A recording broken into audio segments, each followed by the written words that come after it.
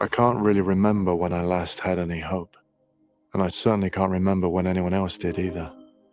Because really, since women stopped being able to have babies, what's left to hope for? The world was stunned today by the death of Diego Ricardo, the youngest person on the planet. The youngest person on Earth was 18 years, 4 months, 20 days, 16 hours, and 8 minutes old. The ultimate mystery.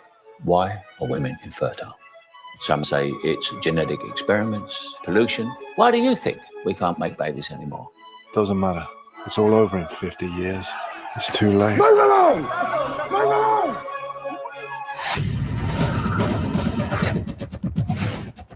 Hello, Theo. How have you been? I'm sorry about the theatrics.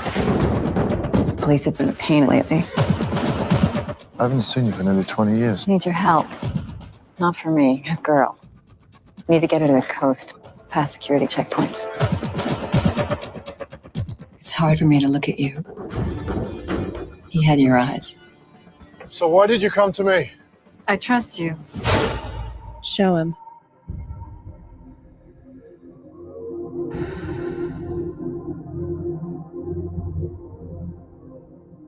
Now you know what's at stake. We have to meet the boat. What is this boat? The Human Project have sent a boat. The Human Project? Yes, the greatest minds in the world working for a new society. Your baby is the miracle the whole world has been waiting for. We will find a way to get you to the Human Project, I promise you.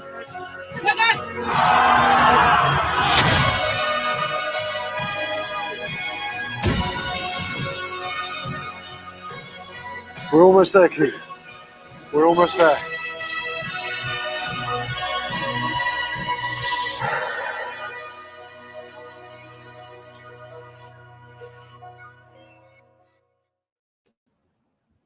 Hell yeah. That was a weird trailer for it. I kind of grabbed the first trailer I could find, and that trailer was kind of antithetical to a lot of what the movie I think stood for. I hated that fucking trailer, man. Oh my god. You would think it was a totally different movie. Exactly. Yeah. And it opens blaming women, like it's their fault. We don't know whose fault it is. Maybe it's the men's. We don't know. They don't explain it. I had never seen that before. Wow. Yeah, basically, for as awesome as a, I was gonna say, for as awesome as a movie it is, that preview does not make it look that awesome. Yeah, makes it look like a dystopian rom-com. Anyway, welcome to Movie Night Extravaganza, episode 45, Children of Men. I am joined tonight by J. Andrew World, Tastes Like Strawberries, Strawberry Kush, J. Andrew World, Strawberry Cough, but I don't know. Strawberry sounded better. And my lovely second co-host, of course, the host of Protonic Reversal and the lead singer and the lead man, rock star of Conan Neutron and the Secret Friends, Conan Neutron. Happy to be here, as always. Yeah. Weirdly lit this time, but it's okay. Conan Neutron casts long shadows. No, literally, he casts long shadows. On the world of podcasting. That too. And music and riffs and whatever. Of course, I'm joined by Karthik for the first time in a little bit. Sorry about all that. Although I did produce the Meet the Left episode that you were on last weekend at the last minute. Yeah. Of course, He has a Substack, Alien Encounters, and hosts Revolutionary Tracks with Left Flank Vets. And I'm also joined by Aaron Casias, half of Hit Factory Podcast, film analyst extraordinaire, and 90s guru, although this is not a 90s movie for once. It feels like it could be, though. Kind of. It's certainly daring enough to be something that, you know, was made in the era, and actually bears some similarities to a very hard to find movie that we just recently watched. Catherine Bigelow's Strange Days. Strange Days, yeah. Oh, yes. Yeah, totally. Yeah. I watched that in film class once. It's a great movie, near future kind of sci-fi techno dystopia, different in a lot of ways, but has a very prescient sort of cultural and political commentary of the era that feels really 90s, and this one feels about as like 2006 as a movie can be, while also just like basically Babe Ruthing like 2021, you know. Yeah. And if you don't like immediately get it, they literally have the Abu Ghraib, like, you know what I mean, like multiple refugees hung up like the prisoner at Abu Ghraib throughout the entire thing.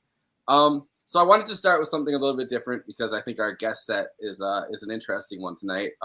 Karthik obviously comes in hot with a lot of film analysis on a level that I feel like even I don't really consider films on. Like, he kind of goes in deep with it. And Aaron, I think you're very similar in the way that you ideologically approach watching films and doing analysis. So I wanted to start out with the Slavoj Zizek and so on. Reading of Children of Men. He's a huge fan, as is Mark Fisher, who wrote Capitalist Realism, and I'll get to that I think at some point. I have it so I can, you know, embarrass myself by reading aloud. But all right, so this is the Slavoj Zizek official video on Children of Men.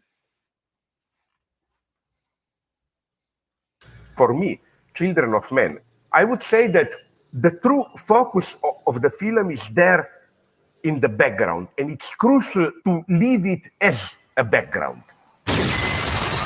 Here comes his true art, Cuarón's. It's the paradox of what I would call anamorphosis. If you look at the thing too directly, the oppressive social dimension, you don't see it. You can see it in an oblique way only if it remains in the background. It's not really that all this infertility and so on is just a pretext for, I don't know, the hero's inner journey from this apathetic anti-hero mode to more active engagement and so on. No, it's this fate of the individual hero remains a kind of a prism through which you see the background even more sharply. I think that the film gives the best diagnosis of ideological despair of late capitalism, of a society without history. This, I think, is a true despair of the film. The true infertility is the very lack of meaningful historical experience, and that's why I like this elegant point in the film of importing all the works of art. All those classical statues are there, but they are deprived of a world. They are totally meaningless, because what does it mean to have a statue of Michelangelo or whatever? It only works if it signals a certain world. And when this world is lacking, it's nothing. It is against this background, I think, that the film approaches the topic of immigration and so on. By setting the movie in England, only there despair can be felt. England is one of the few countries in the world doesn't have a constitution, because it can rely on its substance of traditions. You don't need it written. And in such a country, the loss of this historical dimension, the loss of this substance of meaning is felt much worse. Another thing that I immensely appreciate, and this is a very risky thing to do, is to avoid sex. Here we have fertility reinstalled, but not through the form of a couple being created. The fertility is spiritual fertility, is to find the meaning of life and so on. So these are the reasons, again, for my admiration of the film. That precisely because it doesn't directly make some kind of a political, moralistic parable and so on, it works perfectly. What I like is that the solution is the boat. It doesn't have roots. It's rootless. It floats around. This is, for me, the meaning of this wonderful metaphor, boat. The condition of the renewal means you cut your roots. That's the solution. Look at films like Children of Men. This is a future. Only films like this can guarantee that cinema as art will really survive.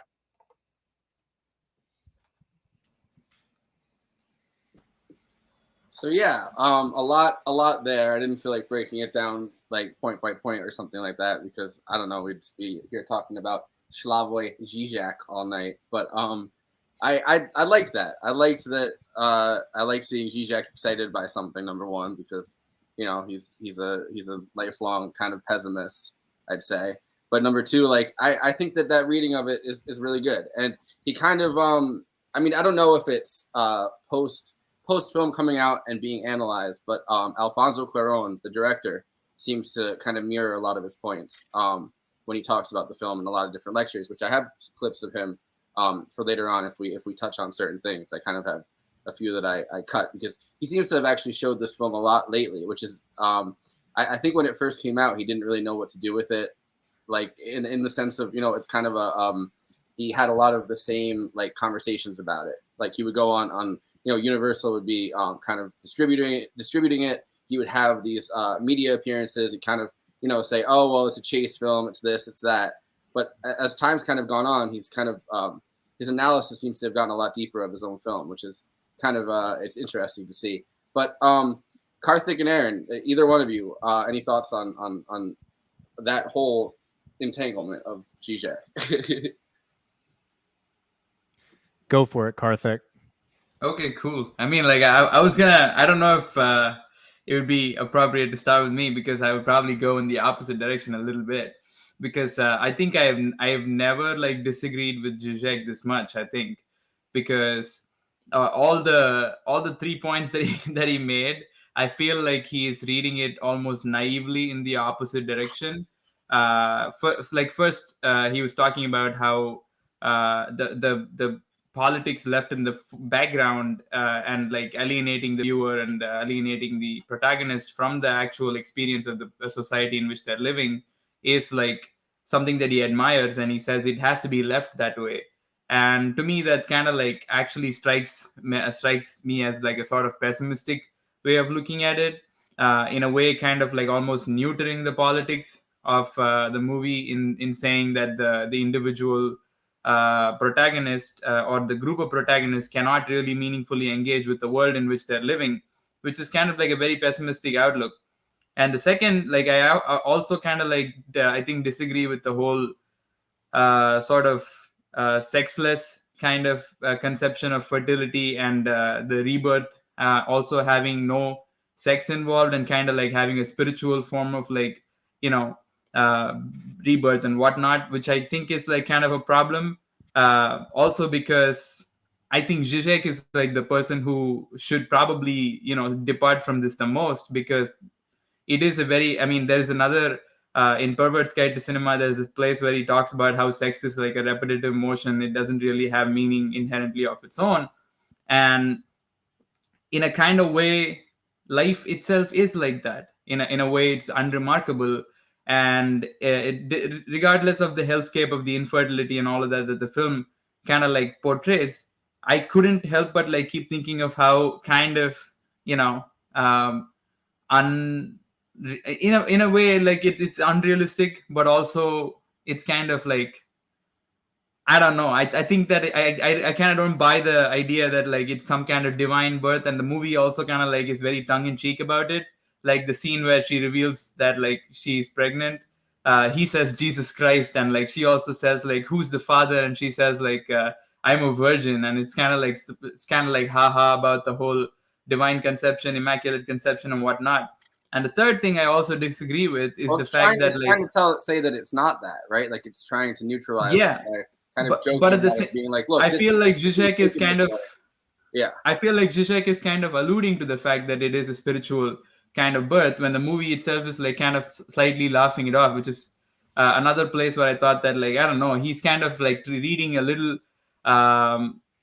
favorably the same point that I thought that he could be a little more pessimistic about. It's like, hey man, like is it supposed to be some kind of crazy immaculate conception? It really isn't. I think you're taking the word spiritually too literally.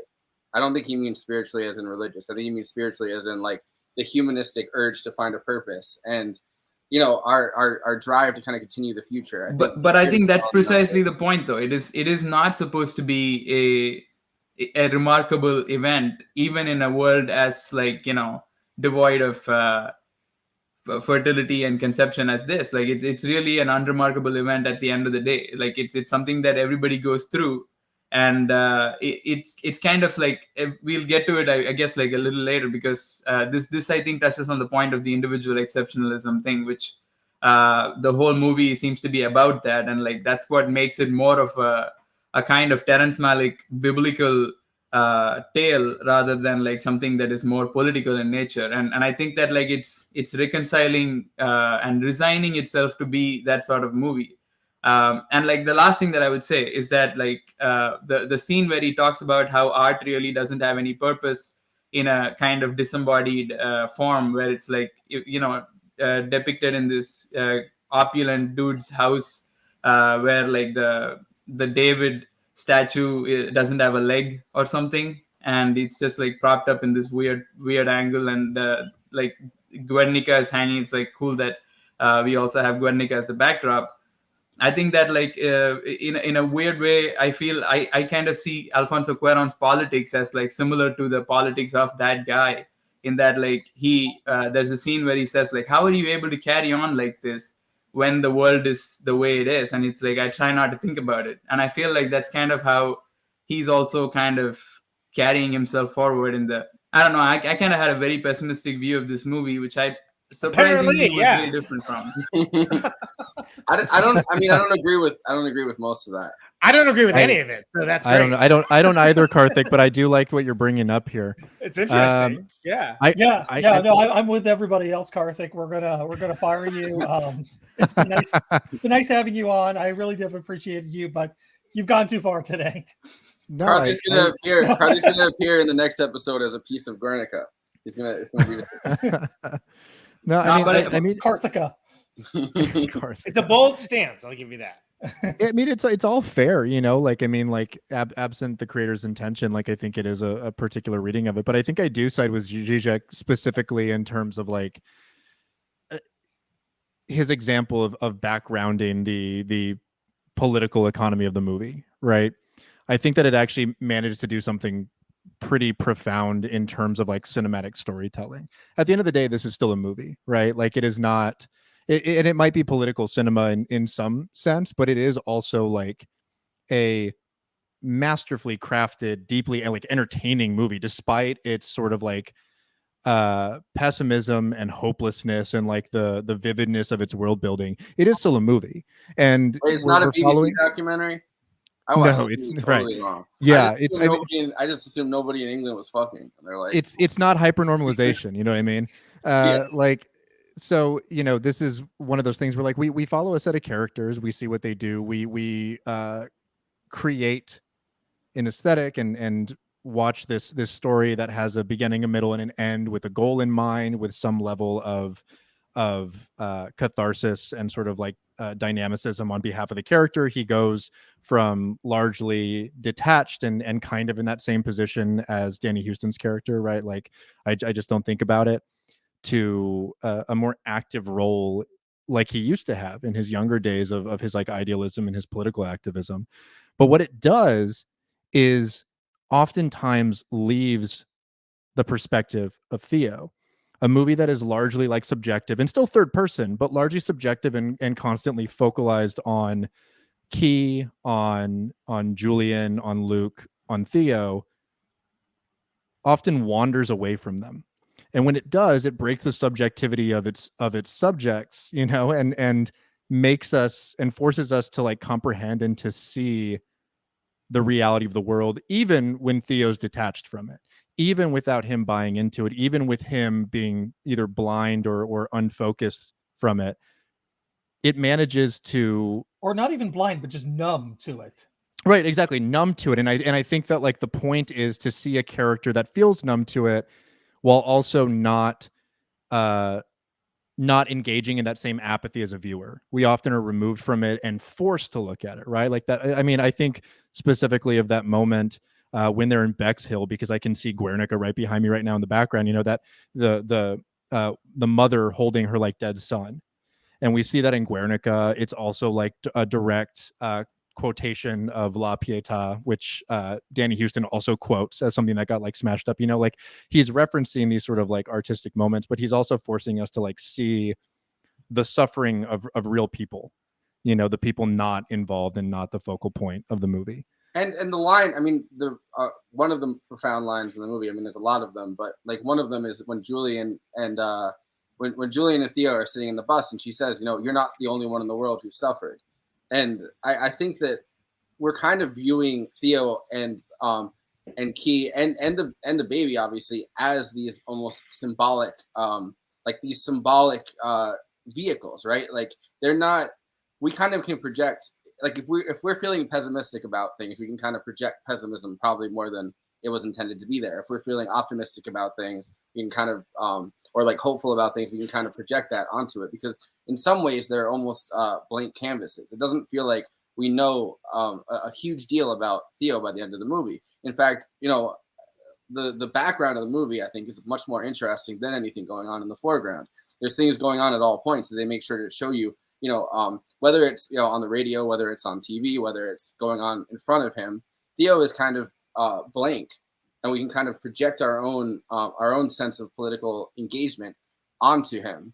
And you know, I've been watching a lot of the interviews that Alfonso Cuarón has done talking about what he intended with this movie, and I think that the fact that, you know, Theo starts off as someone who was incredibly politically engaged in a world that looked more like a little bit, or felt a little bit more like ours, which is just kind of a little bit less of what was going on in Children of Men, you know, minus the infertility crisis. But the infertility crisis itself is a metaphor for this political disengagement in the face of apocalyptic circumstances, which we very much are facing right now, like between the climate.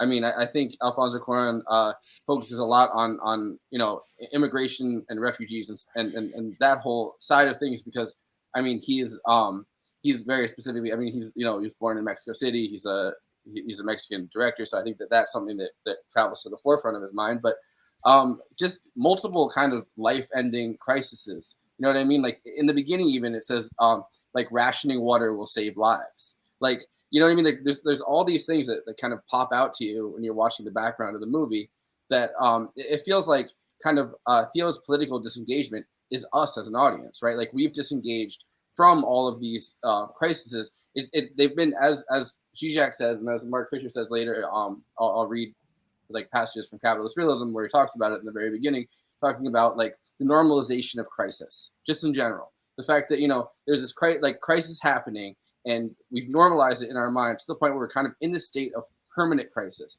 And the you know, the bleakness that kind of seeps into everything, the destruction that seeps into everything it's instead of being like, you know, I mean, once Theo's engaged, they're kind of running around and doing all these things and moving around a lot. But in the beginning of it, he's just numb, walking around London, kind of just, there's nothing going on. And the fact that, you know, humanity will be dead in 100 years, less than 100 years, isn't even like phasing him at that point.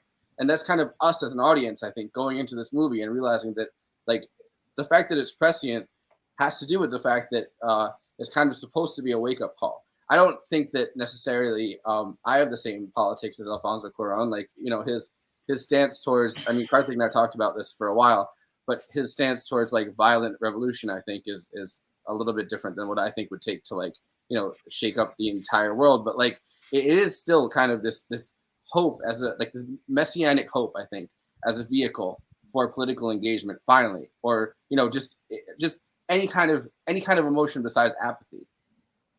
Well, I think too, like I've been thinking a lot about immigration because I'm working on a book about that, and you know, one of the things that's you know stood out to me initially about the movie is that it's a very right-wing kind of way of like initially kind of talking about the birth rate. Conan will get to you after this because I feel like you have a lot to say at the end. Oh yeah.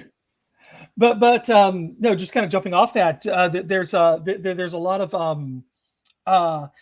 talking about like you know white birth rates and shit like that. Whenever you actually dig into conservative talking points on immigration, and this movie on its front, you know, came out during the George W. Bush administration, and you know there was a lot of that in the Bush administration too. That you know carried over, you know, because you know Bush invented ICE and Obama ramped it up, you know, that carried over to the years to the obscene levels, and now we're spanning horses. But whatever, you know, you talk to, you know, you listen to like what they're talking about, and they're actually worried about like foreigners coming in and having babies, and that's kind of what the whole movie's about, as like almost like that's what's going to save us, which I think is actually true, which I'm kind of glad that this movie actually does do, and also burnt a lot of cows. And nobody talks about the cows. Remember the cows. All right, Conan, let's hear it. Let's hear you. Now I'm more befuddled than worked up. But so I will say that Andy hit on something that I think is very important to mention. This is 2006. This movie came out. This was the 6th year of George W. Bush. This was not a time for hope. This was not a time for any kind of engagement or platform. It was a helpless time. That's why this is one of the last Gen X movies. Because we were a generation that was never given a chance. We were shit talked and marginalized by the boomers, and now we're completely irrelevant going forward because there's a new. Hold on, let me talk uninterrupted, please, for the love of fuck, Jesus Christ! But like Andy hit on at least like two of the things I wanted to hit on is the fact that like this is before Obama. This is not just before Occupy. This is before Obama. So we're talking about explicitly political things.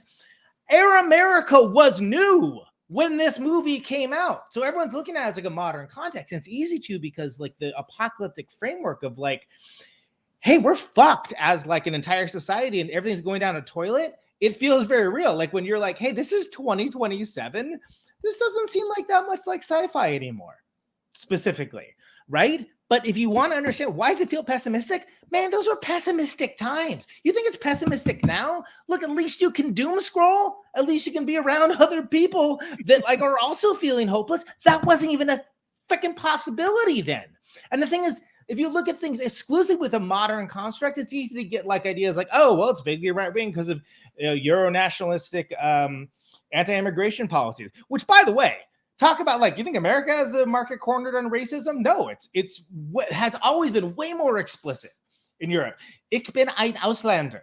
Hello. So what you need to realize is from a construct of like, it carries over thematically in a way that a lot of movies don't, because it is doomy in a way that seems a little bit too real, frankly. But here's the deal. You have to realize that there was no voice. The internet as we know it did not exist. Blogging was the highest reach you could have, and I should know. And I think that you need to put that in. If you're going to look at it in a modern construct, you need to take all that into account. And I get where actually I think Karthik's points are interesting. I don't agree with a single freaking one of them, but like I think they're very interesting because you can like lead into other things in the way that like you can drive a truck through some stuff in like the 1950s or whatever of like, oh well, these guys, they're just doing right-wing ideology. Well, that was literally the only voice that you could hear. The only one. I need to take that back again. Remember, Jeanine Garofalo, the reason why she ended up in Air America in the first place, she was the only person that was allowed that didn't have the majoritarian consensus opinion on the fucking Iraq war. That's where we were at. So if you want to say it's pessimistic, you're goddamn right it was pessimistic. And nobody apologized to Janine Garofalo. No, and she actually she deserves a lot more than she's gotten. Now, let's put it that way. So okay, that's sorry, that was like 15 minutes of me building up there. So apologies to everybody and the children out there. No, my first thing that I was gonna come in with was when you said Gen X got maligned by the boomers. I was gonna say, oh, did somebody get maligned by the boomers? Because the millennials. Yeah, that was not the right time for that, by the way. But I agree. Yeah. when I'm going like that, like I will go train. I don't care if it's your show or not. I'll go right through you, man. I'm sorry. I agree with that. It's all good. It's just I don't think as a millennial you can sit back and just be like somebody on Gen X. Like, let's look. There's a lot of interesting conversations about this film. Let's have this conversation another time. But I would gladly go toe to toe with you on it. And I say that as someone that's only barely Gen X. Like I'm at the tail end of it. But like the Gen X story really has not been told, and there's more to it than like Slacker and Dazed and Confused. Even though Dazed and Confused is ostensibly 70s. What is it? Singles. There's a lot more to Gen X than fucking Singles. All right. Clerks. How do you feel Clerks about actually? There's Reality Bites too. That's the big one. Reality. I was trying to think of Reality Bites. That's why I came about Dazed and Confused. Thank you. Which is Reality Bites is actually the more like, oh, it's really Gen X. I'm like, but is it? I mean, you pointed this out. I got this wrong. I'll admit that I got this wrong.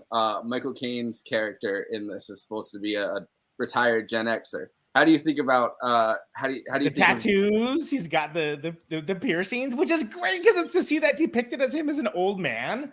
Because that was the thing that, first of all, I'm not like I have one tattoo. I'm not a big piercing body modification guy. I'll praise to those that are. But like the thing that all of us are, well, what's that going to be like when you're an old person? You're going to have all this. So the fact that Cuarón showed it and it have it be Michael Caine is delicious. I totally love the Michael Caine character, and I actually kind of one of the things that Zizek brings up in his piece is the fact that Michael Caine is supposed to be a departure from the source material because the source material guy is supposed to be a retired official or something like that, but this was like totally turned into a beatnik kind of this hippie. Bro ran for governor under the Green Party, guaranteed. Yeah. I guarantee you. He's that guy. I made the Green Party joke earlier today. I said that him and Mariam, the woman that's there that has the dreads, they are the most Green Party. They are the most Green Party 2 characters that I've ever seen in my fucking life. Those are people that, if they were, I mean, they're British in this, but if they were American, they would 100% be in the Green Party. No, you're on point with that. That is like. That is quintessentially it, and it's in a way that it's so funny because it's so goddamn dead on. And that's coming from someone that not only lived in Oakland, I worked in Berkeley. I worked at a record store. I had to deal with them like coming in for like Grateful Dead B-sides and Mickey Hart. Fuck off, get out of here. Wait, so he really grew out his hair for this role? Yeah. All right. So this is so I wanted to play this for Conan. I went out of my way to try to find this. Finally found it in a making of extra thing that I found on YouTube, but I wanted to find Michael Caine talking about his experience working on this.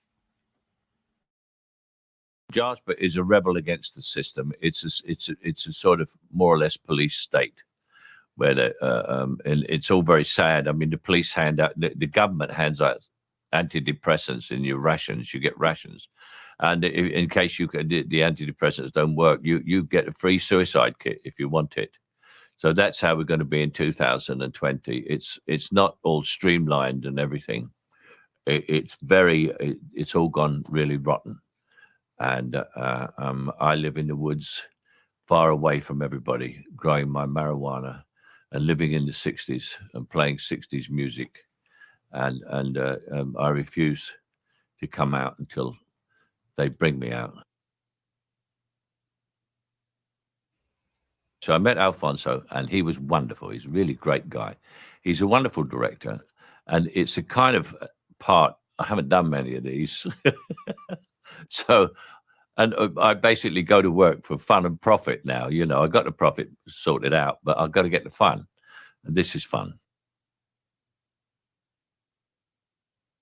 One of the other attractions for me for this picture was Clive Owen, who I think I never met Clive Owen before. and my scenes are mostly with him.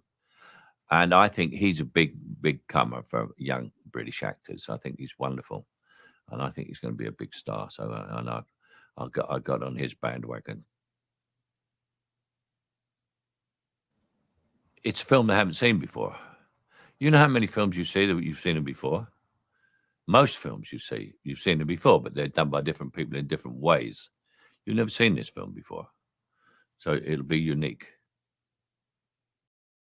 I agree with that. It is unique. Yeah, I agree with that too. Yeah, in fact, I was actually going to say, I was telling Forrest that, that I've seen this movie before, but like only because I've seen Snowpiercer before this movie.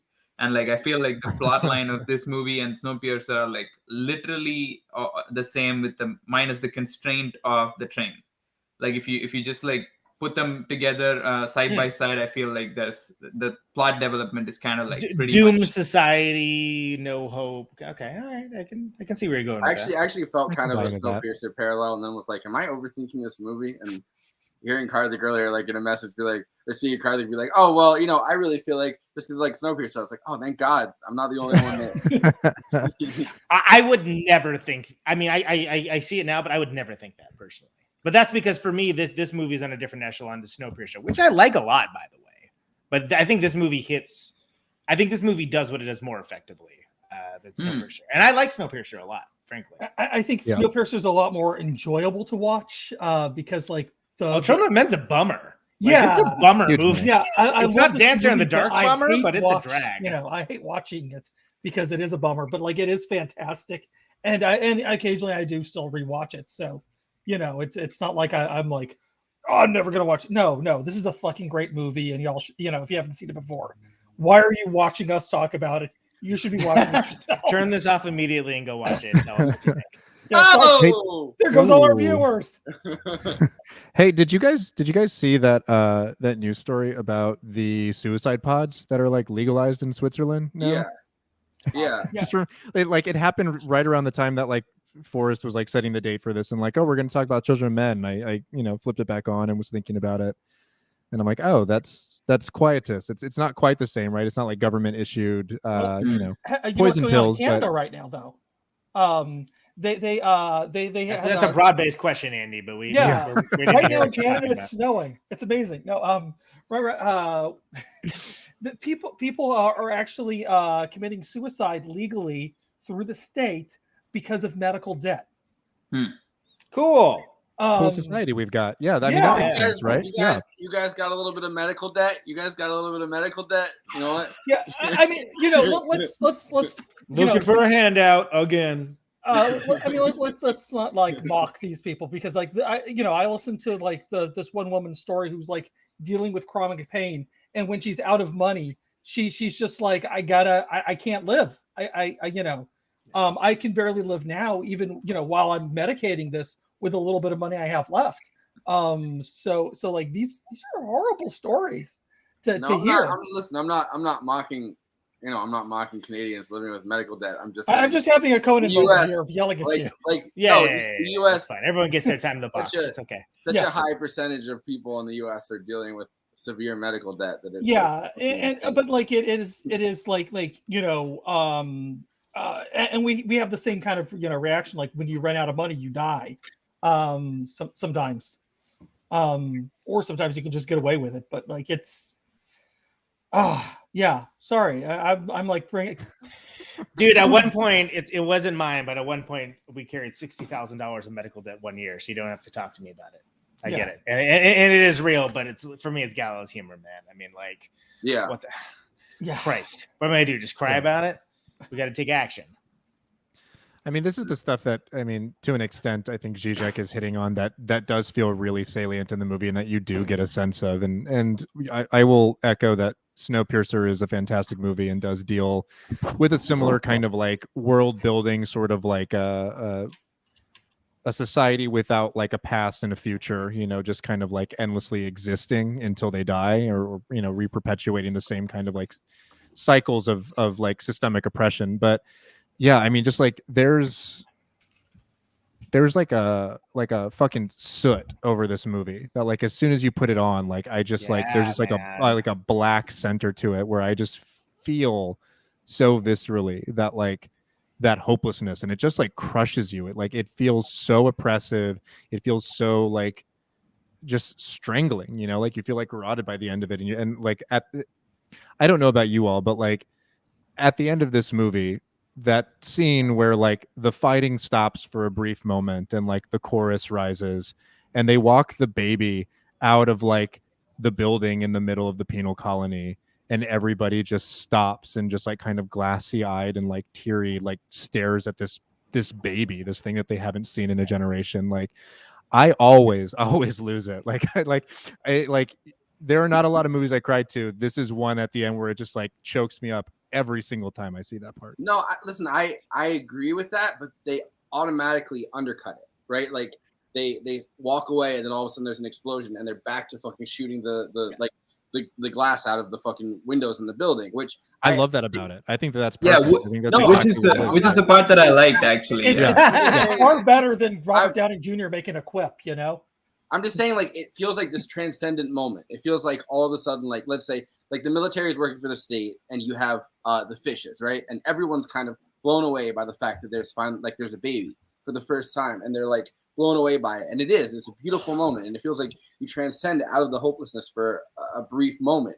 And, they walk down the stairs and it's like an insane, like almost biblical moment. And I think in its, just the hugeness of it, right? But then the fact that they audit, like that, as soon as they walk past, all of a sudden they all start shooting at each other again, makes it feel like they're kind of completely on purpose undercutting the hope, right? Like for that brief moment, they see something and they're hopeful about it, and then they're right back to shooting each other again, and might even like shoot the kid, like you know what I mean? Like if a stray bullet happens, and it's like, all right, we're back to this dystopia where nothing really fucking matters because none of us are going to be here in a generation. There's not going to be any humans left in the generation, no matter what we do, right? They're just, which is very boomer. Yeah. Or at least there won't be any England to carry on. That's kind of what actually, I think that scene is a perfect like encapsulation of what gave me the kind of cynicism about it also, which is the fact that number one, I think the portrayal of the state violent actors kind of like melting before the baby was something that I did not buy, mainly because the revolutionaries actually were a little more stoic about it, because they kind of like see the baby as a sort of purpose for the uprising, as sort of some sort of leverage. They aren't though. Like, I mean, Luke is sitting there and he goes, I started crying when I actually saw, like, yeah, but he didn't cry. When it's a theoretical, he did though. He said he did. But that's what I'm saying. Right. So in that scene, he is unmoved by it, and he's kind of like, he actually shoots at Theo. I mean, everything's from Theo's perspective. So since this happened outside of Theo's perspective, he has to be told and not shown. But it feels like he's saying that when he finally did see something, right? It's so beautiful that he started weeping on the stairs. I believe that side of it. I don't think that he's manipulating in that specific moment. I think that you're supposed to think, you know what, he was actually so blown away by it. And then, like, when you really realize, like, the people working for the state, right, are just people. Like, the state can't function without those people, but it is just people. It's not like a bunch of fucking like Tony Blairs are all shooting at the fucking building. You know what I mean? Like, they're just kind of people that are kind of blown away by this transcendent moment of hope that they see in front of them. So it feels authentic, I think, but I also like that they start shooting again, just because that moment has an opportunity to kind of go, I think, into like apologia a little bit. Like, it kind of feels like a daisy and a gun barrel, a little bit, or like Kendall Jenner like handing the SWAT team like a Pepsi, like that's kind of what that scene feels like for a brief. He could have sorted this all out with just a Pepsi. Like before they when there's no Pepsi they to be sold, she's not there to end this shit. Fuck you, Kendall Jenner. But like, no, I mean, I agree with Karthik on this. I think, where it's like, I think there's like a sunk cost element to it too, right? Like, these people are so inured to the system and to their positions within it and to that hopelessness that like they can't see past it for much longer than it's right in front of their face. And to me, that feels like more authentic than the opposite, which would be like, a more transcendent, very like movie like ending where they all stop fighting and they like pick up the baby and carry it to the boat together. Yeah, that No, for me doesn't work. I don't think that's Yeah, where that it should have would've gone.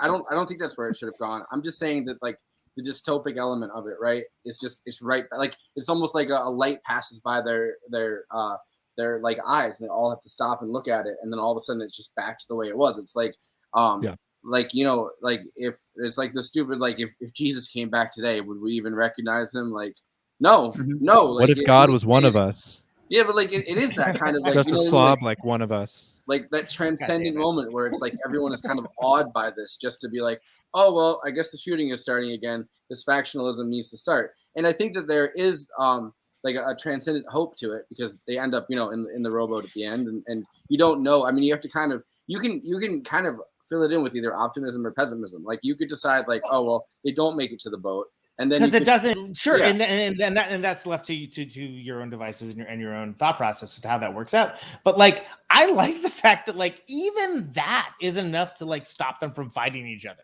right? Which just goes to show you, like, again, it's a bleak, pessimistic, dystopian movie. But it's like, how did we get here? Well, we got there because of that fucking attitude.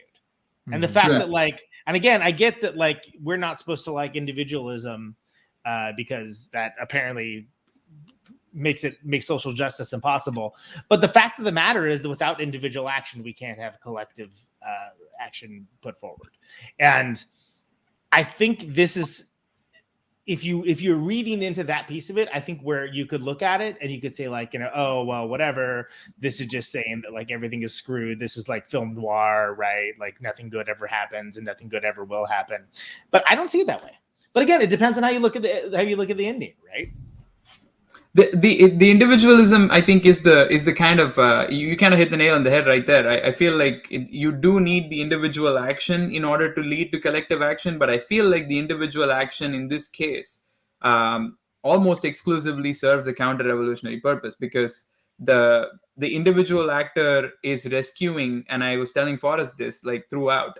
If you were to consider this to be a rescue, escape, or sort of like, you know, journey movie, the villain is the antagonist is primarily the revolutionaries. They're not. It's not the state. The state is, yes, it's in the backdrop, right? Like Zizek makes it plain that like the people are actually the existence is so bleak that you really don't even have a shot against resisting the state. In fact, like the best that you can do is to like kill yourself with this like suicide pill or whatever. But the people that you are actively resisting and you are running away from and you're fighting and you know, like, who are killing your wife and your ex-wife or whatever, and like they're sabotaging their own movement, are the revolutionaries. And that's what makes me feel like the individualism is not pitted against like the totalitarianism of the state, which actually allows for the individualism to happen. They let the baby through. The revolutionary is the guy who shoots at at Theo. So that to me like kind of left a very bad taste in my mouth, and kind of like led the last 15 minutes to feel almost like a fantasy yarn, because the state would not allow that baby to leave that room, especially if the baby is like that divine an element to this movie, because people have not seen a baby in like 20 years. So there's no way that those soldiers are letting them go. We got to throw makeup on that baby. You can't just show that baby in the world without makeup. We gotta get that baby camera ready. I got a tweet that says Conan movie review is sick. So, you know, I wanted to share that sentiment with everybody. I don't know if they meant this Conan or Conan. No, I'm kidding. But, I mean, there's not that many of us. No, so it was. I got my good chances. It was tweeted at me sharing the link to this. So I did want to share that, even though it's not a Twitch comment. Which, by the way, Andy, when are you going to give us? When are you going to get us some emotes? We need to like. There's somebody threw what looks like Kenzo in the chat. I've gotten a bunch of Thomas Sankara in the chat in the past. Like, I don't know. It feels like we need some emotes so that people can throw them in other people's chats. Yeah. I find myself in the position of agreeing with Karthik here on this last bit. I think it's, I mean, for all of its strengths as a movie and for all of its like prescient world building, it is still very much like a 2006 movie, and it does sort of kind of both sides, like a fascist police state and like a left wing like revolutionary or project, maybe like liberals, revolutionaries. See, for me, it Yeah. seemed more like the People's Front of Judea versus the Judean People's Front. Yeah, but no, with 100%, guns, 100%, right? Like that's what it seemed like to me. Yeah, but I think not to Monty Python this thread, but yeah. No, I think that there is something to. I don't think that. I think Alfonso Cuarón is a liberal in the sense of the word, where it's clearly a movie that would endorse the nonviolent revolution, which in some ways makes sense because there's only a finite amount of people left on Earth. It's not like, you know what I mean. So infertility is kind of like, it's kind of making the point. Oh well, people are killing each other while there's only a finite amount of them left. But I think that at the same time as that, like, I don't know, like it kind of makes the point that really lost where I was going with that. All right, well, to help you out a little bit, like because we did discuss with this, the right? assist. Like Alfonso Cuarón is supposedly a supporter of a sort of internationalist. Oh wait, I know where I was going with that. Go ahead. Yeah. All right, figured it out. No, so it kind of I think the uprising and the fact that it's the uprising and not the revolution, right? Not the fact that it's a political movement that seems like it's rising above like kind of terrestrial concerns and positing, because at the end they don't even show everybody that there's a baby, right? Like they don't. Presumably, a lot of the people that like end up wouldn't dare. Through, why would you dare do that? Like, well, it seems like they wanted to have. It seems like that's how they wanted to cue the uprising, right? Like they wanted to cue an uprising based around the fact that, look, there is in fact a baby. It's a messianic child, and I don't think that's what the point the movie is trying to make. It's not a messianic child. So. I think that's a false flag operation. False flag, everybody. No. But the fact that kind of it's just leverage. I feel like it's not messianic. I'm saying that the baby is leverage for the uprising. It's not so much that it's on the side. It's one of the refugees who's actually having the baby. So you can think of how it can serve a political purpose. When I say messianic, I mean an uprising can be posited based on the fact that, look, there is in fact a child that is some kind of transcendent overall. Like almost like our movement was given some kind of almost like holy or deferential treatment by the universe, right? Like we have a the child. Baby is the miracle. Clearly we are way more fit to take control than the totalitarian populist state that is in control. And I assume that this is a state that is actually nominally democratic in the sense of like, scapegoating immigrants fully and then kind of saying, oh, well, like, at some point had some kind of democratic mandate, because Alfonso Cuarón kind of makes the point that this is supposed to be like a liberal democratic state, like liberal and like the philosophical definition of it, I think, unless he thinks that like, it would be like Obama running a, fake Obama running a, but anyway. But this is, remember, this is pre-Obama. It's important. No, I know, but I'm saying like that kind, I was joking. It's supposed to be a liberal democratic state in the philosophical notion of it. And it would have been John Kerry at this point, and I'm not Tony Blair probably. Yeah, this is Tony Blair. Tony Blair and John Kerry. Right? Yeah. It's more Tony Blair because it's based in Britain. Yeah, good point. Good point. But I think this is a year before Gordon Brown, because I think that was 2007 too. But the specter of Bill Clinton still was like, there was no asterisk. It was like, oh yeah, Bill Clinton's the best president in our lifetime. Hold on. In 2006, I'm saying there was no specter in the mainstream media of Bill Clinton being anything other than, quote unquote, the best president of our lifetimes. And I remember because I was fucking there and I was an adult. That is a fact. So I'm not saying I agree with any part of it.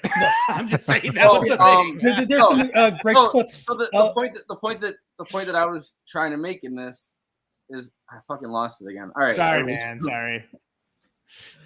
We'll ban all movies from this era for me to speak on. Sorry, my bad. I was going to bring up though, like if you remember that show with Colin Quinn, I think was the host on Comedy Central. Tough Crowd? Yeah. Well, and I remember like they had this woman on there, and she actually said like, well, Bill Clinton didn't get us into any wars, and my 401k seemed to be doing pretty well, so I guess he's a pretty good president. I mean, like that was literally the. I remember my point. I remember my point again. Yes. So Go for it, Forrest. I think that the baby represents, just in general, right? Like the hope to be back engaged within a system where you where you think that you can make like a difference in it, right? Like you can have kind of political engagement, Kendall over there, political engagement in some nominal sense at least of the word, and that baby represents that hope, right? Hope is what's absent from the society in general, and there's a question of, I think, whether we're too far gone or whether England is too far gone at that point to be even engaged in that hope, right? Because there's no future. Even if they do see like the child in front of them, are they going to engage in it? When it comes to the state, apparently not, because apparently they see the baby, they're awed by it for a second, and then the fighting continues. It seems like in some ways society is kind of too far gone. Now it seems like it does take the what you call like the non-violent route to, like, towards this thought, because it seems like maybe they could have shown the baby on, like, it seems like Julian's theory of it would have been, which is why she got killed, like, let's show the baby on TV, let's promote it somehow, and then people will jump out of their bleak, like, dystopian funk and actually maybe have some hope for once. But it does seem to kind of underline the point that, like, there's no hope. And then Theo is a character who's been disengaged and was originally like a political activist. Like they both were, but he's kind of a political activist that has been so far engaged that he's become a bureaucrat. Like that's kind of an insane point to make. They make sure to show us that he's like at the Department of Energy. That's where he works. He works for the state itself. And then they make sure to tell us that, like, before that, 20 years ago, before his kid died, before all kids ceased to exist, he was some kind of, at least nominally, probably left-wing activist. So he cared at some point. He was engaged. Yeah. Yeah. So it's kind of making the point, though, that like that engagement is crucial. And are we too far gone at this point to even notionally engage in that, in politics and changing our future? Or are we, are we just factually going to fight each other to the end of time? I think that the uprising, the reason that it's an uprising, it's not a revolution, is that there's no hope involved in it. There's no hope that there is hope for refugees that, like, for the moment, that they can change their circumstances maybe and not be locked in cages and not be locked in, like, literally like a concentration camp. But apart from that, for the vast majority of society, there's no platform or there's no, like, difference in whether the fishes take over or whether it's the totalitarian state, besides how that's like a false equivalency. That's bullshit. Like, I think that's exactly where I think Alfonso Cuarón like loses me, because like I agree to the extent that Conan has portrayed it. I think that like the year is probably relevant in that, like, at that time the revolutionary forces were probably important enough for it to seem like that. And also like the Allahu Akbar chants and all are like not lost on me either, because like this is kind of like the whole Iraq situation where you're like the rebels and the people who are fighting engaged in armed struggle are more or less portrayed as some sort of barbaric people, as opposed to revolutionaries who have like any kind of plan in mind.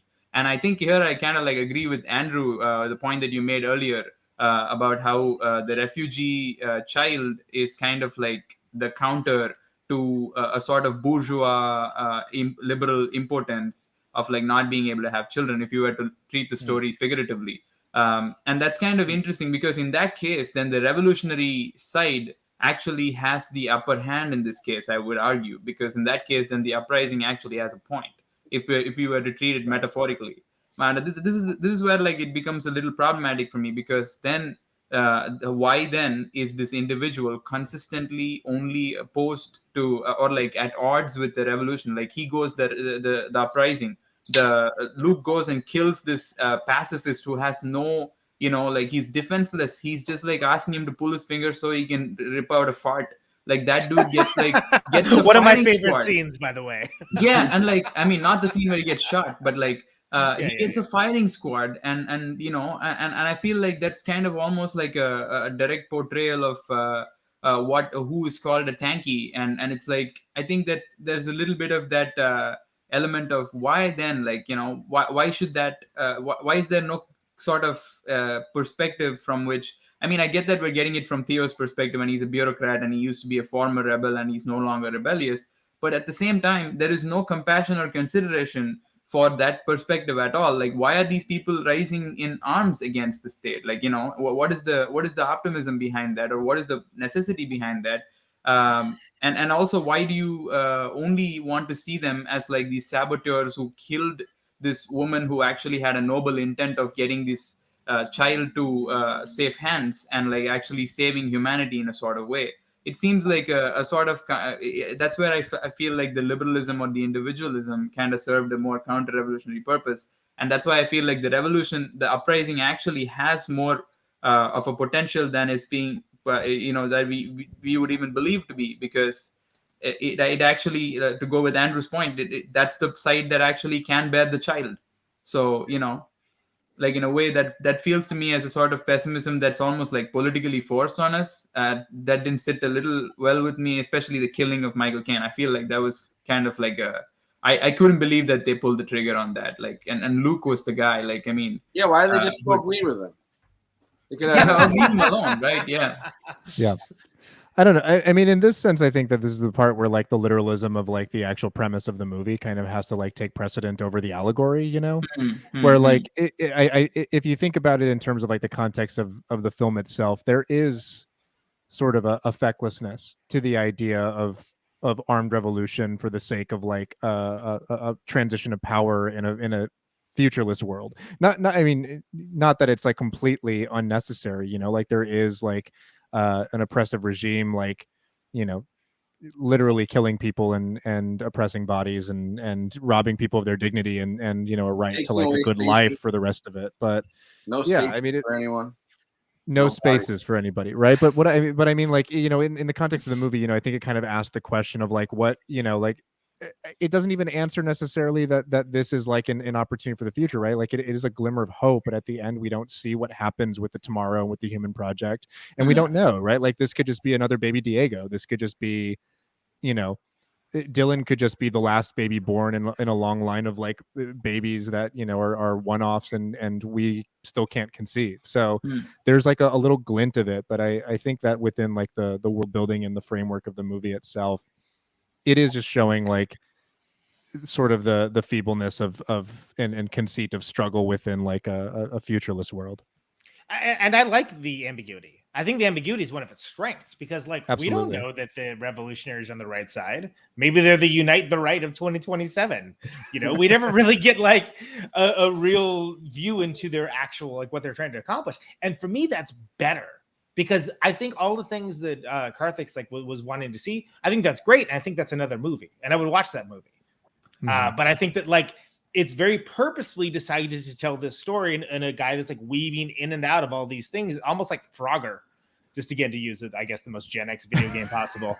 But like trying to get past like all these things, and it doesn't matter if it was like a truck or if it was like like an alligator or whatever. It doesn't matter. He's just trying to get from point A to point B, and that doesn't mean that's the whole movie. That just means that was that character's path. And I think if you're okay with that, that's fine. But I think we expect more of our movies now to be more socially engaged, and that's not a bad thing. But I think that we need to either be okay with movies from 15 years ago not doing that, or not be okay with them. Either way. Hey, I think the one last thing that I could add is basic. Sorry, go ahead. No, I was gonna say let's add a little Alfonso Cuarón to this, and Sure. get kind of a take, at least that we can kind of disseminate from what he claims. I mean, like a decade after the movie, he was trying to do with it. Who knows if that's really legitimately what he was trying to do with it? But I do think adding his perspective to this is interesting. When we were doing the film, it was more trying to understand, and in all these articles we were talking about the prophetic aspect of how I was a prophet, and I was not a prophet. The thing is, I was talking with people that were not prophets. They were people that were just actually aware of what was going on. Well, the media, liberal media, has taken us into a beautiful narrative of progress.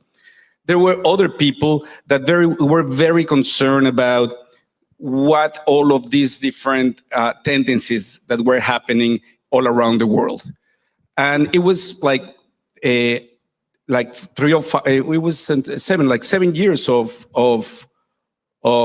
reading and of talking with some of these great people, and trying to create We didn't tell that to the studio, obviously, but we went to do an essay more than making a film. We never set up to do a science fiction film. I'm glad that you mentioned the background because in the film, I think the background is what tells the story. The background, in many ways, is way more important than the foreground.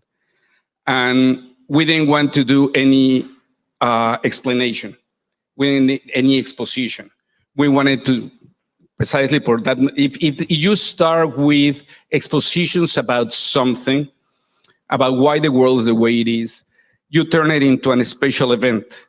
If you don't explain it, and you just you create that sense that you're talking about normalization, in which people are just living their lives as if it's normal. Everything is normal. They're used to it, and now actually the ethics of everyone has changed. They have changed, and that was the infertility was nothing but that infertility of ethics, if anything. We didn't set up to do a science fiction movie, and everything that you will see, all those backgrounds were based upon references. We want to do the last 15 years of images that had been iconic in the media. A lot of them in the Balkans. There were Guantanamo as well, in a way. Of Guantanamo. There were like some stuff of Sri Lanka. The Tamil and Tiger kind of fight. A lot of stuff that happened in Mexico. Terrorism as well. Massacres. Obviously, terrorism that was already on the rise. Well, in Europe, it was always been around, in the US. So it was like we wanted to do it as something that feels about the present. We didn't want to talk about the future. We wanted to talk about the present. But we said, okay, let's take all of that and then just bring everything into one single location, meaning the UK and London. And that was pretty much the setup of how to of doing the film. Yeah, it's pretty interesting that he's like bringing up the Sri Lankan Tamil situation as well, because like they're literally called the Liberation Tigers, which is kind of like a direct lift of the Black Panther nationalist struggle as well, which kind of brings me to I think like the point that I wanted to make even before, which is the characterization of Luke as the guy who took down a different leader in order to advance a more radical agenda or something to that effect, and which involved like armed struggle as opposed to Julian not really having that kind of direction for the baby, that she actually wanted to take the baby to the human project and whatnot. So that kind of like I think makes me wonder what like I feel like it kind of exposes the stance that he or like the politics of the movie has towards that kind of radicalism, which might be a good or bad thing. I mean, depending upon how you wish to see it. But I feel like I wish it was a little more sympathetic towards that than not. Well, Julian and Theo believe in science, Karthik. So that's the big kicker here, right? I'm just fucking with you. No, got it. The flu pandemic, they lost their kid. You know what? They believe in science now. That kid should have been vaccinated. Can you even imagine how like insufferable like the "Don't Tread on Me" people would be during like the forced fertility tests, and then like all of like the liberal posturing with like the Facebook logos that are like, I come in a jar once a month, so I'm morally and ethically superior to all you red state folks. I stand with the infertile. Or as Michael Caine said earlier in the interview, he's a real comer. Every year on baby Diego's birthday, they just post a black square on their Instagram, just in remembrance. Isn't that a line in the movie that's a popular line where it's like you can't avoid the fertility tests or something? I forget what the there's signage that says like it's a federal crime to avoid your fertility tests, something like that. Yeah, we haven't talked about one really big thing here that I want to get in just really quickly, which is problematic age gap discourse. Julianne Moore is 4 years older than Clive Owen, meaning that if the two of them met whilst in college, or at least while Julianne Moore was in her early 20s, there's a possibility that Theo was only 17, possibility that he was a minor when they hooked up. So I don't know if we got any of those people boycotting Licorice Pizza over this, but like this is another movie that you cannot Is that watch. happening? Is that's probably happening, right? I mean, children of men, more like children of boys. And you know what? I, for one, am not taking it. I have a. Hey man, if I was 17 and Julianne Moore, never mind. No, go ahead. I'm not doing it. That's the. There's been enough cancellation this week already. Anyway, I have one more clip to play, and then I do want to kind of close out by about 12:30 because I got to get up for Kenzo's show tomorrow. But taking it away from a more theoretical and metaphorical reading to the actual shooting of the film, I wanted to talk about the action scene shooting. Yeah. Well, I wanted to talk about the actual like physical like shooting of the film, like you know what I mean, the filming of it. Yes, please. Please do so. Incredible. So it's kind of mind blowing, right? Like I watched this for this podcast for the first time a couple days ago, and I've really always and I've always thought of Children of Men as like kind of a Brave New World type book where it's like you know what I mean, like kids kind of read it in like in school. Like I didn't expect that it was going to be this profound or it definitely has echoes of you know, a lot of George Orwell's work and stuff like that, but like I didn't expect it was going to kind of be like this rather than being kind of like pushing the totalitarian element down your throat, which is why I never really fully was like, oh, let me watch Children of Men. But I liked it a lot, and realizing that the there's a 9-minute tracking shot. It's so beautiful. It's so good. It's so good. It's incredible. Yeah. It's up there with like Touch of Evil and of course The Player, as far as like one of the best like, you know, long shots of all time. Oh, so we forgot about the boy. Come on. That was trying to outdo the tracking shot in A Touch of Evil. yeah, and it makes reference of it while it doesn't, which makes it very much a millennial movie in that way. Go ahead. Is it the fight? Is it the battle sequence or the war sequence? Yeah, the battle sequence. You're goddamn right. It starts in the archway, and there's like a really terrifying, like droning hum of a score, and it's just like until they get into the building where he's rescuing Key, and right before Luke shoots Theo, like that entire thing is shot as one uninterrupted sequence. It's so intense. As someone that like absolutely loves learning about the cinematography of films and wants to be a director at some point, this is Alfonso Cuarón talking about the process of shooting that tracking scene, which wasn't necessarily going to be a handheld tracking scene, and ended up being one because it was just shot so amazingly. And I found this like mind blowing to watch. I'm so pumped about this. This is great. I can choreograph to the inch every single moment, but once that you're rolling camera, everything falls in the shoulders of your actor because things are going to go wrong.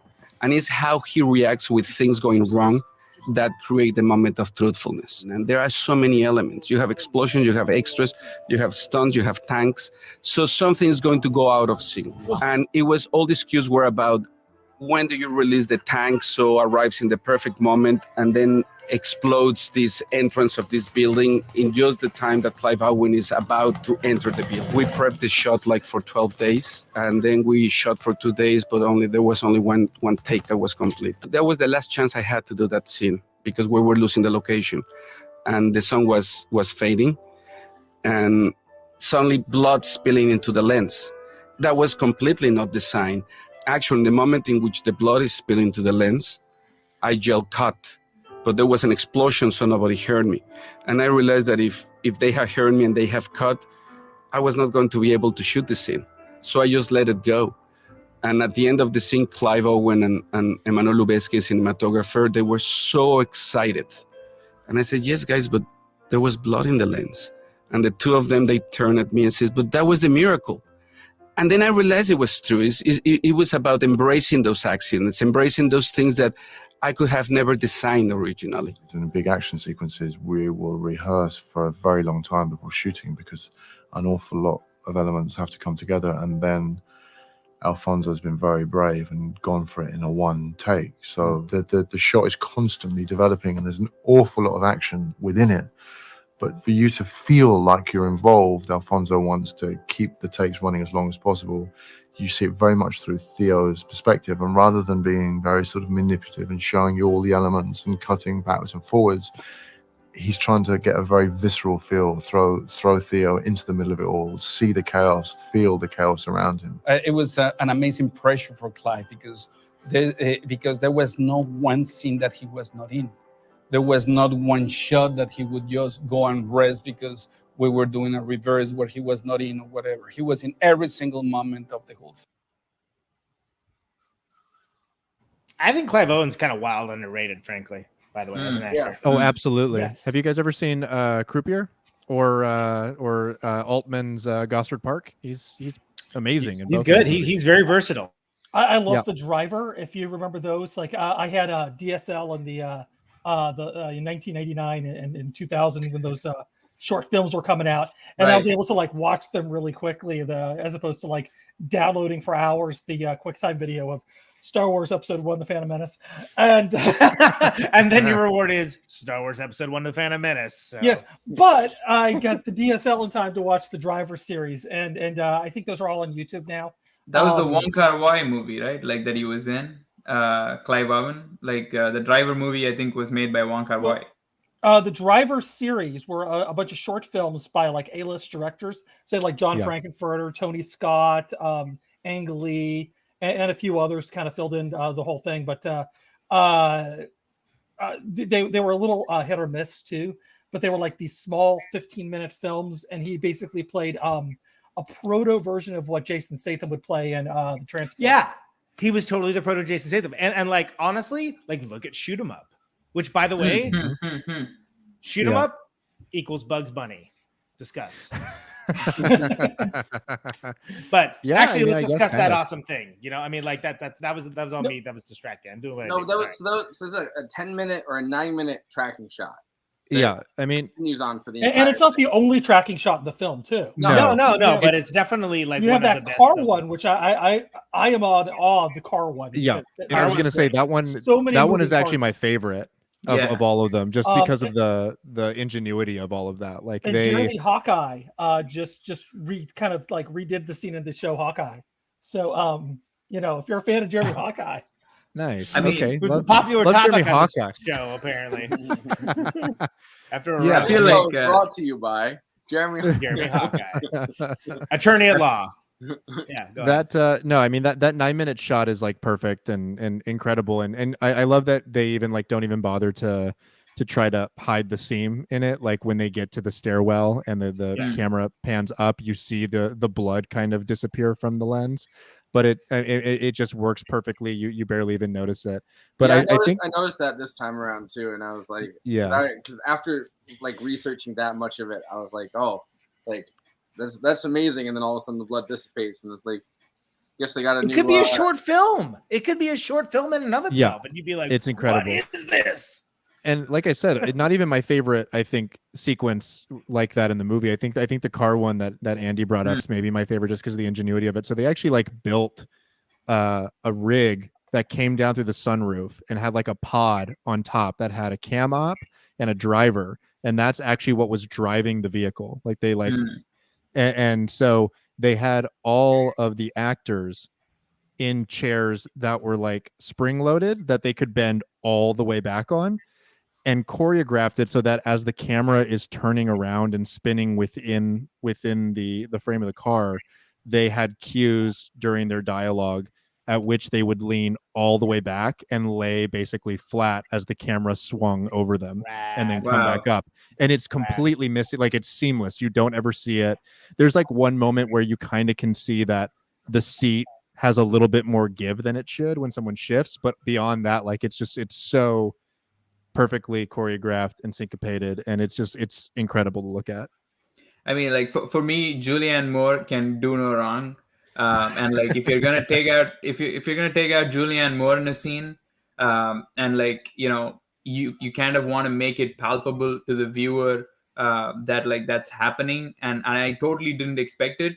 when that happened, and I was like, damn, man, that's just like, is she gonna die? I thought she was gonna sustain an injury or something like that.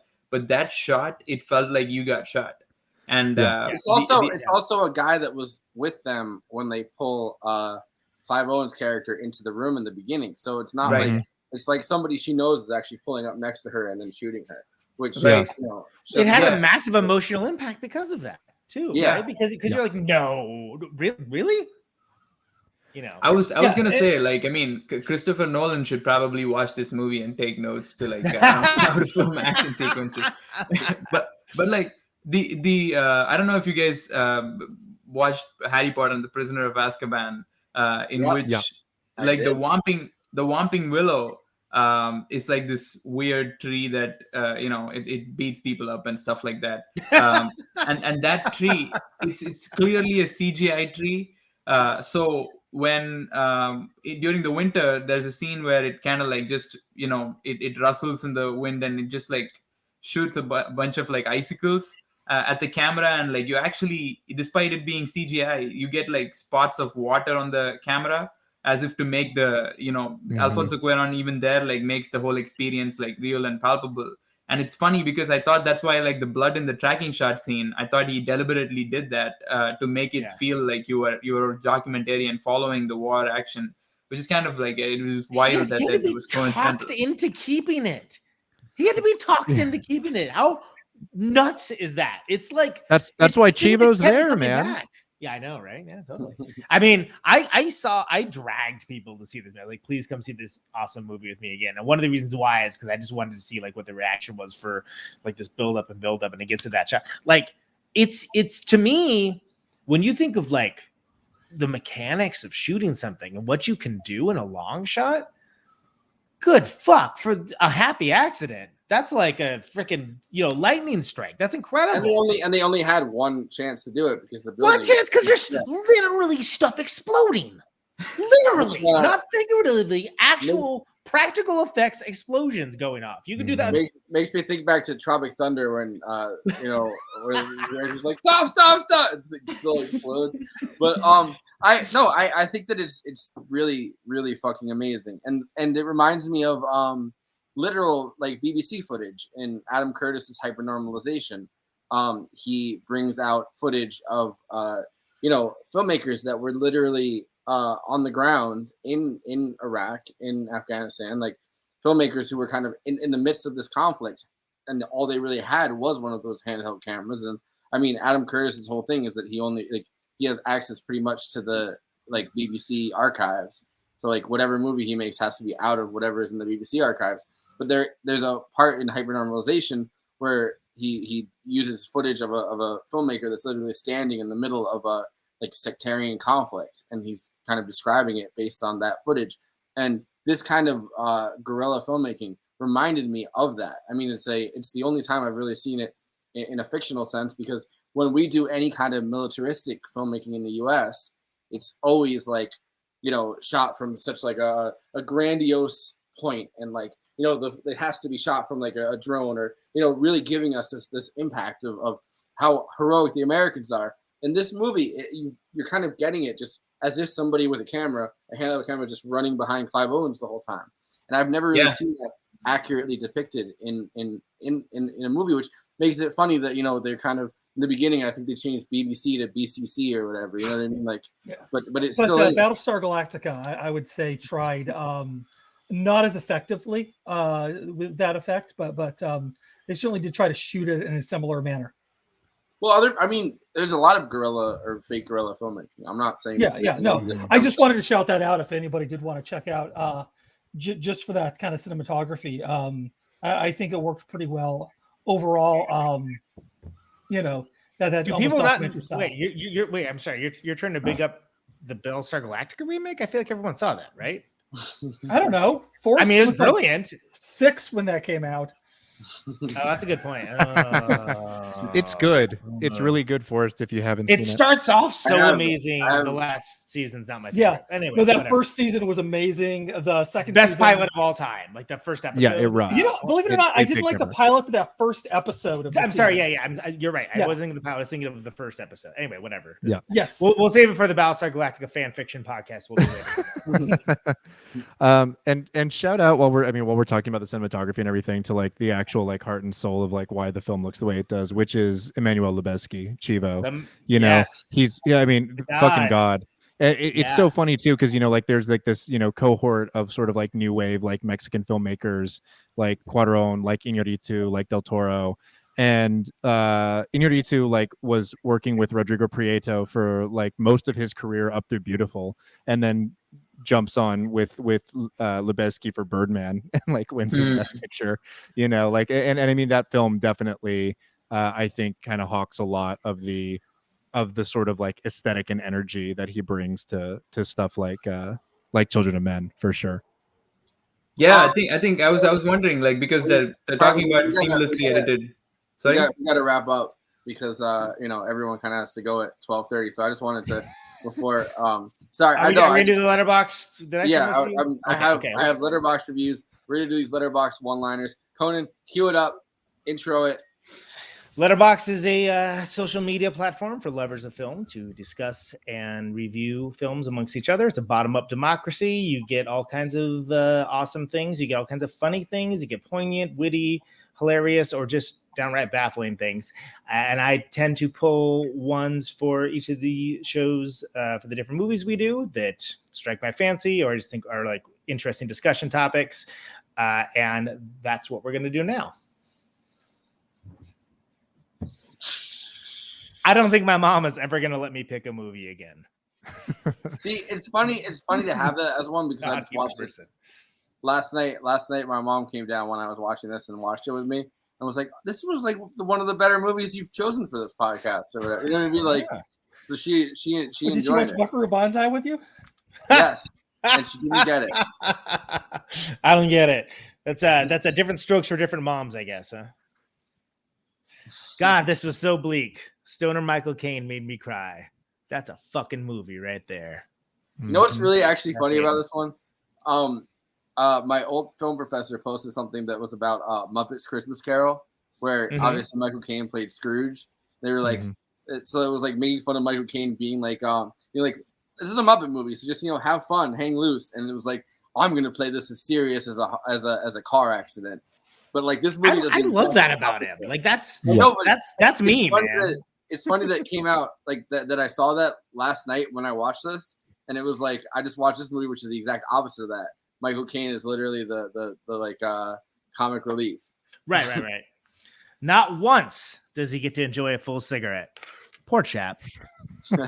Anna Johansson with that one. He's busy. He's busy. He's doing stuff. Oh boy. Well, did you notice the filters on those things? Like the filter is like most of the cigarette. Yeah. It's extra filter. Liberals so you trying can to make sure only you don't get have any like fun. a couple puffs out of it, which is a fun thing if you go back and notice that. If you watch like an HD version, you can read the cigarette pack whenever he leaves it at the power plant. You got cigarettes on your mind because of this neighbor, huh? Neighbors, like literally like all of them, all 60 of them that live in this section of the building are out there 24/7. Children of Men's Rights by Guy. Oh boy. Yeah, Joe Rogan podcast still going on. If I would have been able to like deliver that better like 2 minutes ago when it was up. But anyway, film is set in the year 2027, but it seems like we're way ahead of schedule. Yes, it's Craig J. Well, that was rewatched in 2016, so yeah, it makes a lot more sense because right now I'd be like, well, this seems right about on time. Yeah, I don't know what else to say besides this movie fucks. Abby. There's at least one of those every movie we've watched that we've done one of these. Yeah, there is. When the blood spattered on the camera, I believe in cinema. Yo, but like same. Like that's like a There you go. amazing shot. And the fact that blood splatters on the camera, like whether or not I got to hear him talk about the fact that it was like a happy accident, I would have been like, oh fuck. You know what I mean? Like I don't know. This Only things worse than the end of the world are flip flops. Hey, that's Fran. Fran Hoffner. you know her? Well, I follow Fran on Twitter. She's got some good movie takes every so often. That one, that's I heard that in my friend's voice, who is a noted flip flop hater, and like he would have said that and been 100% serious about that. The only thing worse than flip flops are Birkenstocks, but I feel like Michael Caine has a pair of those too in this movie. Mm-hmm. In his closet. Ugg boots. I feel called out because I'm wearing my Birkenstocks right now. Emotionally, pull me finger. Was that German? That's not a pull me finger. I wasn't going to try to do a Michael Caine. I can't do pull my finger, yeah. Why are you all doing it in weird? Pull me finger. Like, pull me finger. Pull me finger. Pull me finger. I like by the way that they shoot off the finger and he still says, "Oi, pull me finger." And you know that video of that girl who eats the world's hottest pepper and she convulses and starts crying and has to be escorted to the hospital? Yeah, this movie is the 2-hour emotional equivalent of that. That's Wes. There you go. Man. And that's the Letterboxd one-liners. Letterboxd place for film. You can find Movie Night Extravaganza on Letterboxd. That is ostensibly Forrest. I am on Letterboxd as well. Conan Neutron. As I like you have to make that clear, by the way. My movie takes are so. You're the host of the show. Of course, it would be you. What else would be? And then Andy's on there as well as other people that are on the show as featured guests. I'm not going to sit there and name all of them because we all need to go. I think Karthik has an account. Karthik's on there now too. I thought they said it wasn't going to fucking name all of them, but Karthik's on. He's on this show. So well, he's on the show, so you should name it. Okay. Well, that's what I just said. I'm not too regular, but like I just said it. I like that you guys have to jockey for the second spot. Oh God, it gives me a headache, man. All this it's in the middle of my bit too. It's my only it's fine. All this sniping makes me feel like I'm watching a 10-minute take. Anyway, starting with Karthik, final thoughts. Let's go. I'm sure you have a lot of them. Yeah, I kind of wanted to, come back from the whole. What an intro, Jesus. No, Karthik's had a lot of thoughts. We've talked about this for like 6 hours. No. I it's not that I disagree. I was just like, what an intro. That's it. We had a really long, like multi-hour conversation on Twitter before this podcast. Yeah. I kind of didn't want to, make it seem like I hated the movie. I think that it's a pretty, incredibly made action film, first of all, and like an incredibly written and like directed film of any genre. Whether you're interested in thriller, dystopian fiction, or even like a more emotional drama, I think it's like a well-directed movie in all of those departments. The most beautiful part about this movie, which I think is also probably the more unrealistic part, is the extent to which people are loving towards animals, dogs. Like dogs are completely ubiquitous in this movie. Everybody has a dog. There's a dog in every shot. Every scene has a dog. And especially in the 9-minute tracking shot war sequence. But you have no problem with them burning the cows. Yeah, and nobody gets the dog, like which is what I feel is unrealistic. Getting ready with the burgers for the upper class. That's right. The unrealistic part, I think, is the fact that none of the state violent actors, whether it's a cop or a soldier, does anything to harm the dogs, which I think is like completely antithetical to how they are in real life. That the first thing that I think it's People City Council. One of the first things that cop does in the case of like a hostile show up at somebody's house is to kill the dog, apparently, which is something that I feel Alfonso Cuarón could have probably had a little more of he could have thrown that in there somewhere. But regardless, I mean, he's clearly very benevolent towards dogs, and I love that because I love dogs as well. It took me a while to get here. I've only gotten like seriously arrested like a couple times, but the one and it was by a dog. It was a police dog. No, the one time I did by a SWAT team that had like a gun pointed at everybody's head. Yeah, guess what? I'm making this dark.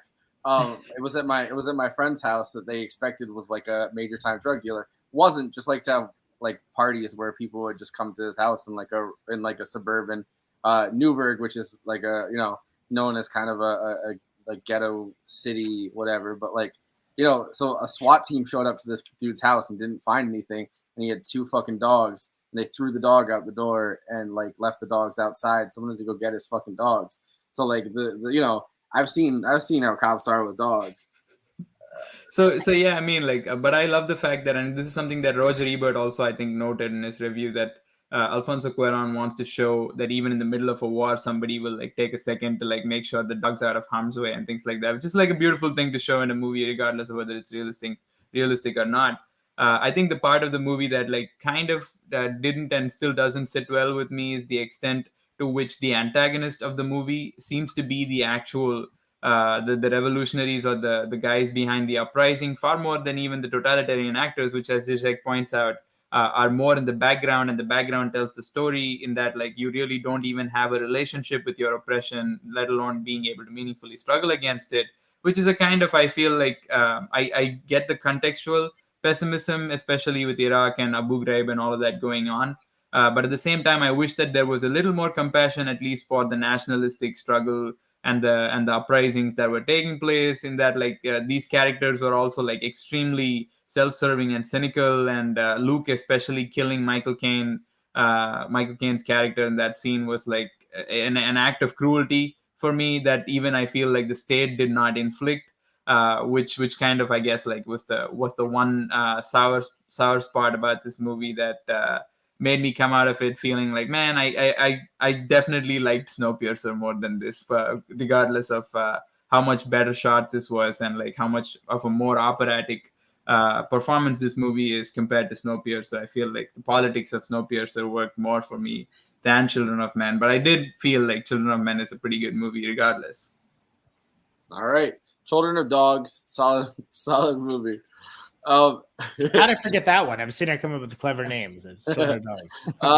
Aaron, let's hear some thoughts. Yeah, the power of the dog, we could even call this one, right? Sheer power in that. Oh, that's already taken? Oh, really? Oops. The Year of the Dog, 1994. The year I was brought into this world. Oh boy.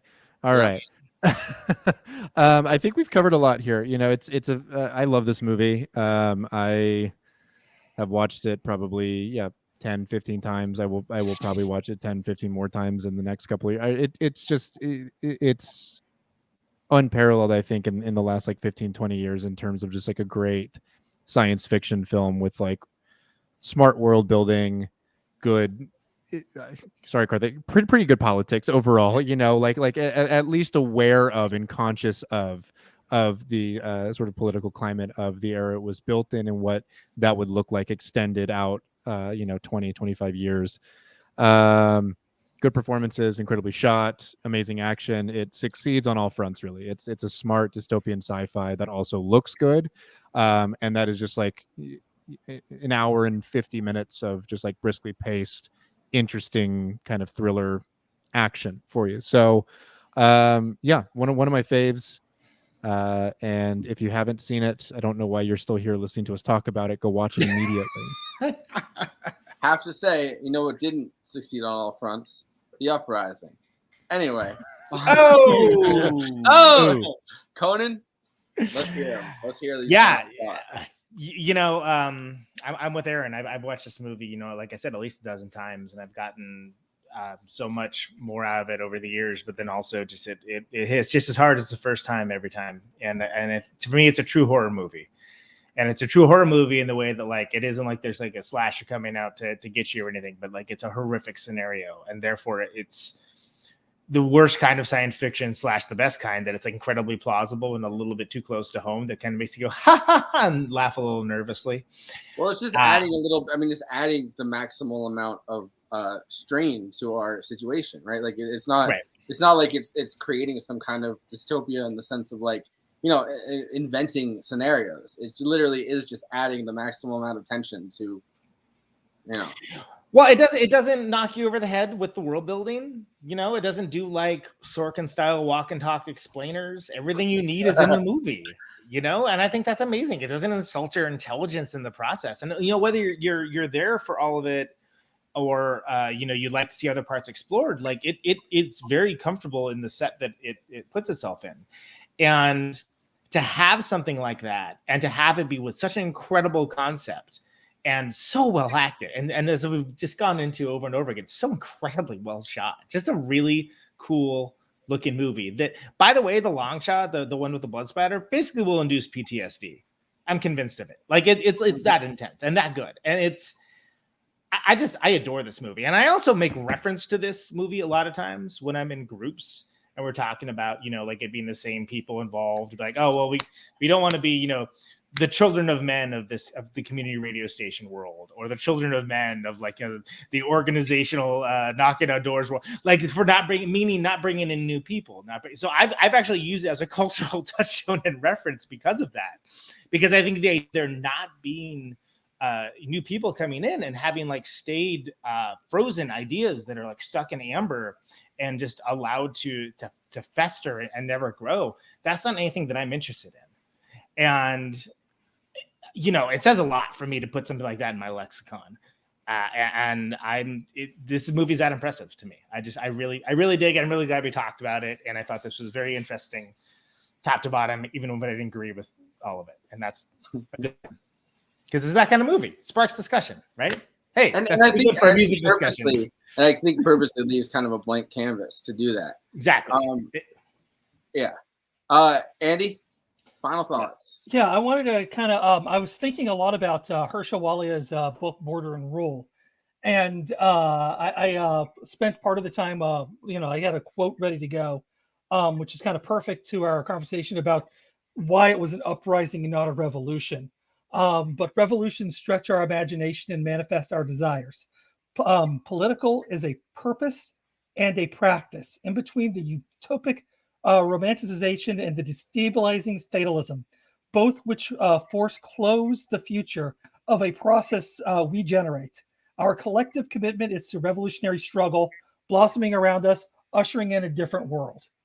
And I think the lack of the word revolution throughout the whole movie is very purposeful. Like, it's not a revolution because they're not overthrowing a society in order to build a different society. They're overthrowing a society in order to let people out of a series of concentration camps, which we didn't really touch on, but it is an amazingly, but it is an explicit Holocaust reference. And the fact, and the shot that I really want to point out with this is when they take Theo's, one of the state agents takes Theo's watch. You see behind him the words Homeland Security, which, since this is a movie in the middle of the fucking Bush administration, is showing you very much that Alfonso Cuarón sees this kind of the closing of the gates towards immigrants and the push towards these camps, these centers, which is prophetic, because this was 2006, like we keep saying, and in 2014, I think it was, Obama turned Mexico into a country which exports more immigrants than the United States. Yeah. We're literally using Mexico like how Australia uses indigenous people's lands off the coast to trap people there on boats. There's also twin crisis going on at the same time, right? Where it's Europe is having a crisis where it's people coming from the Middle East to Europe, and they're closing their borders very fucking fast to that. Yeah. And then at the same time, which Alfonso Cuarón would be way more interested in, I think, just on a personal level, Mexican immigrants and immigrants from Latin America coming up through Mexico into the United States. So it's kind of this twin crisis situation where no matter where you go in the quote unquote Western world, which is a term I fucking hate, but within those closed borders, there is very much a push on multiple fronts.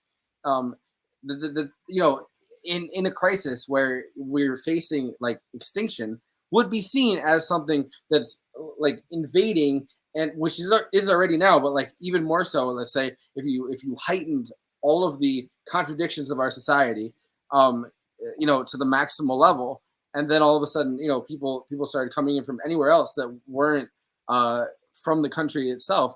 Obviously, the borders would be closed, and this kind of Holocaust situation, which is very much shown when he has to take off his watch, and then you see bodies burning. It's very much making sure that that this is a Holocaust in the exact way that it was in World War II in this particular heightened society.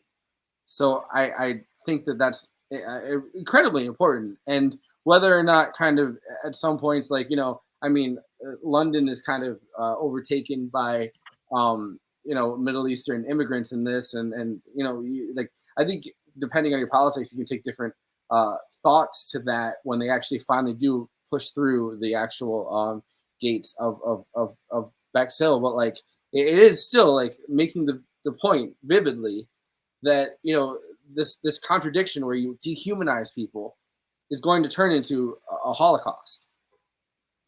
Yeah, no, absolutely. And if you do really Border and Rule by Harsha Walia, really it actually, unlike this movie, it ends on a upbeat. So I just want to kind of shout that out. But no, absolutely. And this movie really does like say. It's weird because like it's obvious that he's trying not to say anything, but like it is by the fact that it's like that kind of like because of existence, because he has his own lived experience. That is what makes him radical. Not to say that he is radical because of his existence, but like I don't know. This is a thought I've been having trouble articulating recently. Is like people's lived experience can make somebody appear more radical than they actually are. Contents in Mirror may be more radical, but it's and so like I think because we are having a little trouble digging into some of this movie because of when it came out, because the politics aren't really as clearly spelled out. I'm not. I just kind of wanted to because I'm trying. Okay, I'm sorry, I kind of got a little lost there, but sorry. A couple of things I did just want to like hit real quickly. I thought was really interesting is like, here's a movie about being fertility, and it is told from a man's perspective, and we had the perfect panel to discuss this. Dude rock. No ticks allowed. But I would like to hear a little bit more thoughts about like a woman's perspective on this film, just because, like I said, it is fertility, motherhood, and all that kind of stuff, all as subtext that completely gets walked over because it's all Clive Owen's perspective. It's still a great movie, despite that. But I think that that's a place of conversation I would love to see somebody go, and who knows, maybe I might pick up that thread sometime and get some ladies together and have Forrest on with that filter he has on his phone. All right. Well, my final thought is, I'm sorry, guys. I couldn't save La Piazza. Smashed up before I got there.